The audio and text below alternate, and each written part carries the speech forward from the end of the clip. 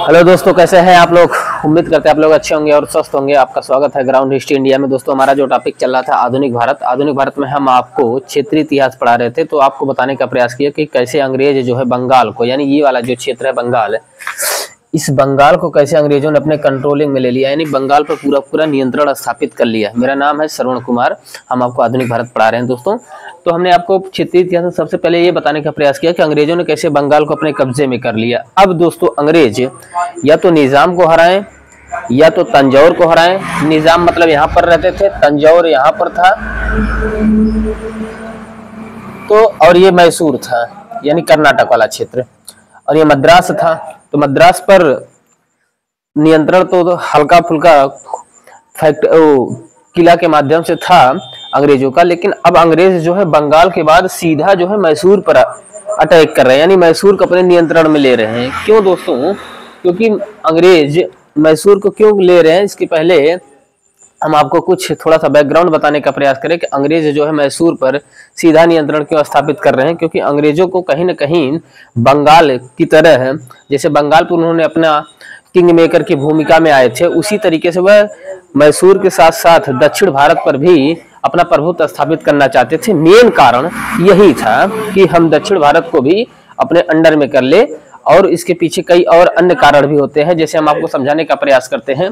तो आइए दोस्तों, ये हमारा मैसूर का दूसरा वीडियो है। इसमें हम आपको जो आंग्ल मैसूर युद्ध, 4 युद्ध होते हैं, उनमें से जो एक महत्वपूर्ण युद्ध है यानी पहला युद्ध है आंग्ल मैसूर युद्ध का, हम उसे आपको अच्छे से समझाने का प्रयास करते हैं।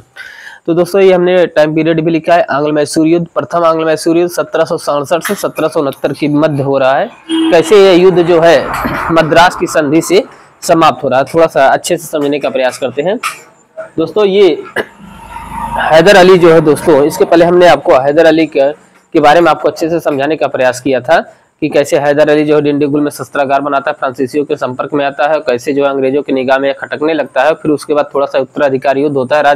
राजमाता के सहयोग से ये जो अपने मंत्री नंदराज की हत्या करके पूरा मैसूर का प्रशासनिक अधिकारी बन जाता है, यानी बादशाह की उपाधि धारण हैदर अली नहीं करता, लेकिन पूरा का पूरा शासन और प्रशासन में नियंत्रण जो है मैसूर में हैदर अली का हो जाता है। अभी आगे जब इसका बेटा टीपू सुल्तान जब वो गद्दी पर बैठता तब वह बादशाह की उपाधि धारण करता है। फिलहाल हम आपको इसके पहले वाले वीडियो में आपको अच्छे से समझा चुके हैं।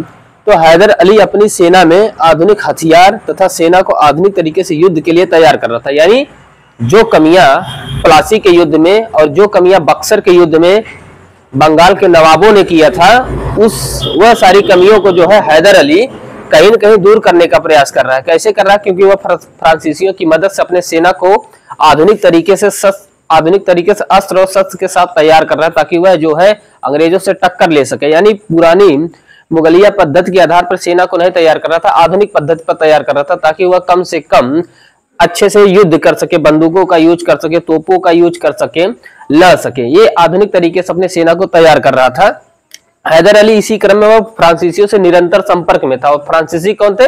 फ्रांसीसी अंग्रेजों के दुश्मन थे। और हैदर अली ने कर्नाटक युद्ध के बाद, जब कर्नाटक का पहला युद्ध हम आपको बताए थे, कर्नाटक में कुल 3 युद्ध हुए थे। प्रथम आंग्ल कर्नाटक युद्ध हमने आपको अच्छे से बताया इसके पहले वाले वीडियो में। अगर आप इस वीडियो में नए हैं तो पुराना वाला वीडियो भी अच्छे से आप देख सकते हैं। तो जब कर्नाटक का युद्ध हो रहा था तो उसी समय जो है हैदर अली वहां कर, मतलब जो कर्नाटक के नवाब थे उनका जो पुत्र था राजा साहब को अपने यहाँ राजस्व अधिकारी बनाया था, यानी नौकरी उन्हें दिया था। तो हैदर अली ने कर्नाटक युद्ध के बाद राजा साहब को अपने राज्य में राजस्व अधिकारी बनाया था, अर्थात उन्हें नौकरी दिया था। अब ये राजा साहब कौन थे? जब आप कर्नाटक युद्ध पढ़ेंगे तो अच्छे से समझ जाएंगे। राजा साहब फ्रांसीसियों के गुट के थे, यानी फ्रांसीसियों के प्रभाव में रहते थे। अंग्रेज बंगाल की तरह, हमने आपको सबसे बड़ा कारण जो आपको बताया था कि अंग्रेजों ने मैसूर पर क्यों नियंत्रण स्थापित किया, उसके पीछे क्या कारण था कि अंग्रेज जो है बंगाल की तरह दक्षिण भारत में भी राजनीतिक भूमिका में आना चाहते थे। यानी अंग्रेज ऐसा चाहते थे जैसे बंगाल में उन्हें एक कठपुतली शासक बना था, यानी बंगाल में वो किंग मेकर की भूमिका में आए थे, राजा वो स्वयं बनाते थे और राज्य वहां का राजा जो है तो होता था उनके अनुसार कार्य करता था। ठीक उसी प्रकार मैसूर पर भी अंग्रेज एक ऐसा नियंत्रण स्थापित करना चाहते थे जिसके माध्यम से पूरे के पूरे दक्षिण भारत को कंट्रोल किया जाए, यानी दक्षिण भारत को अपने अधीन से लिया जाए, कंपनी के अंतर्गत लिया जाए। ये अंग्रेजों की पूरी मंशा थी। हैदर अली ने कन्नड़ तट पर अंग्रेजों के जहाजी बेड़े को नष्ट कर दिया। इसी क्रम में हैदर अली भी कुछ अंग्रेज के जो जहाजी बेड़े थे, मैसूर राज्य के अंतर्गत आता था कन्नड़ तट, वहां पर अंग्रेजों हैदर अली ने उनके जहाजी बेड़े को नष्ट कर दिया, यानी 2-3 जहाजों को उसने तोड़ दिया। ये घटना शुरुआत होती है दोस्तों। और अंग्रेजों ने आरोप भी लगाया किनके ऊपर, हैदर अली के ऊपर। अंग्रेजों ने आरोप लगाया कि आप फ्रांसीसियों के साथ मिलकर हमारे खिलाफ षड्यंत्र कर रहे हैं, यानी अंग्रेजों ने हैदर अली के ऊपर यह आरोप लगाया कि आप फ्रांसीसियों के साथ मिलकर के हमारे खिलाफ षड्यंत्र कर रहे हैं और क्षेत्रीय शक्तियों को भी हमारे खिलाफ अपने साथ मिला रहे हैं। ये आरोप अंग्रेजों ने लगाया इनके ऊपर। इसी क्रम में दोस्तों अंग्रेजों ने कूटनीति किया, यहाँ पर हमने लिखते हैं, हमने आपको अच्छे से समझाया भी है, आपको लिखा भी है। अंग्रेजों ने कूटनीति किया कि अंग्रेज देखिए, अब आप अगर इतिहास को अच्छे से नहीं पढ़े हैं दोस्तों, तो क्योंकि मराठा को आप पढ़ेंगे तो अगले अलग दिशा में चले जाएंगे, निजाम को पढ़ेंगे तो अलग दिशा में चले जाएंगे, अंग्रेज को पढ़ेंगे अलग दिशा में चले जाएंगे, क्योंकि यहाँ पर एक मैसूर राज्य है और मैसूर राज्य के अंतर्गत हैदर अली है, और हैदर अली के सामने अंग्रेज एक त्रिगुट बनाते हैं जिसमें अंग्रेज है, मराठे हैं और निजाम है। यानी हैदर अली से युद्ध करने के लिए एक तरफ अंग्रेज है, अंग्रेज के साथ साथ मराठा सल्तनत है और मराठों के साथ साथ निजाम है। ये 3 त्रिगुट बनता है किनके खिलाफ, हैदर अली के खिलाफ। हैदर अली भी एक कुशल सेनापति था, उसने इन त्रिगुट को तोड़ने के लिए, हमने यहाँ पर लिखा है, हैदर अली ने युद्ध शुरू होने से पूर्व इस त्रिगुट को तोड़ दिया। कैसे तोड़ दिया दोस्तों, यहाँ के बाद हमने आपको यहाँ पर लिख के अच्छे से समझाने का प्रयास किया है कि इसने सबसे पहले क्या काम किया कि मराठों को जो है 35 लाख रुपए दे करके इन्हें इस त्रिगुट से अलग कर दिया। यानी जो अंग्रेजों के साथ मराठे थे उन्हें 35 लाख रुपया दे करके हैदर अली ने अलग कर दिया। अलग कैसे किया दोस्तों, कि इसने जो है 18 लाख रुपए मराठों को नगद दिया और 17 लाख रुपए के बदले कोलार क्षेत्र का जो राजस्व आता था, यानी पूरा का पूरा कोलार क्षेत्र जो है मराठों को दे दिया, जिससे मराठे जो है अलग हो गए अंग्रेजों से। ये कूटनीति अभी चल रही थी दोस्तों। यहाँ पर हमने लिखा भी, इसने मराठों को 35 लाख रुपए देने का लालच देकर उन्हें अलग कर दिया, 18 लाख रुपए नगद दिया, 17 लाख के बदले इसने कोलार का क्षेत्र दिया। कोलार जो है कर्नाटक में पड़ता है।